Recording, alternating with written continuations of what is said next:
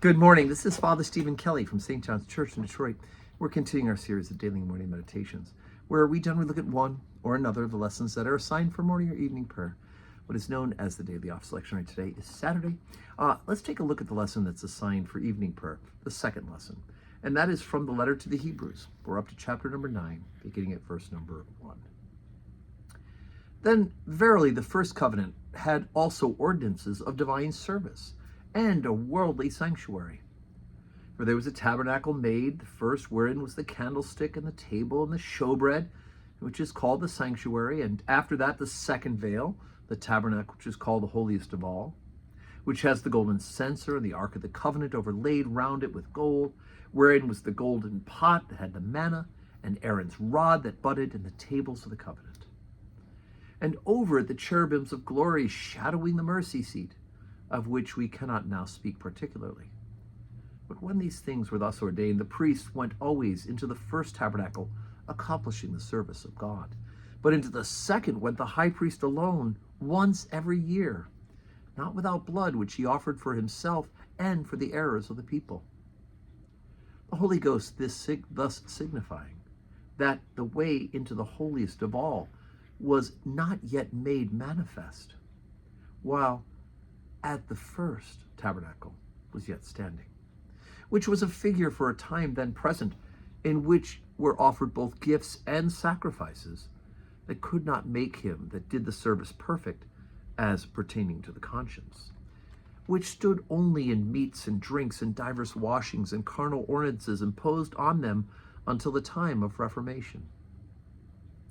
But Christ, being come an high priest of good things to come, by a greater and more perfect tabernacle, not made with hands, that is to say, not of his own building, neither by the blood of goats and calves, but by his own blood he entered in once into the perfect tabernacle, having holy place, having obtained eternal redemption for us.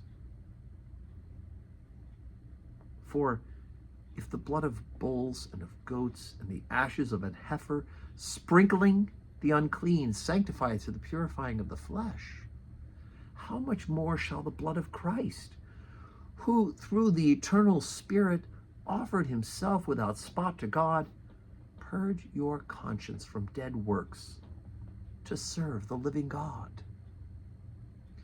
Okay, so we have the original worship in the temple, and we had a two-part tabernacle. You had the outside, which is the court of the Gentiles. People who were not members of the original covenant could be out there. Then you had the inner part, the first tabernacle, the first portion, in which the priests and others of the covenant could enter. But then you had the holiest of holies, where the Ark of the Covenant was, where only the high priest could enter, and only then once a year, right?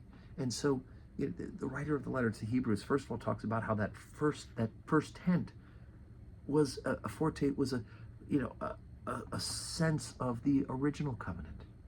But the real entrance into the Holy of Holies would only come through the one perfect, sufficient sacrifice, Jesus Christ.